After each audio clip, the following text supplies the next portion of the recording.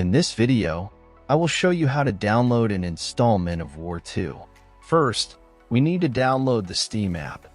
Open your Google Chrome and search for store.steampowered.com. Link in description. Click on the Install Steam button on this page.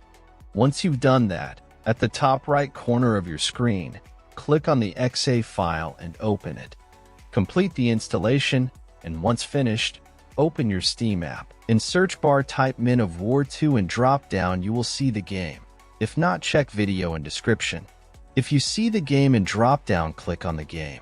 Now click on Add to Cart button beside original game. In new pop-up, click on View My Cart. Now click on blue Continue to Payment button. In payment methods, select your preferred payment method and proceed. After you're done with payment, next steps I will show with game I already own. After completing the purchase, go to your library. You can use the search box to find game you just bought or navigate directly to the games category. Next step I will show on game I own.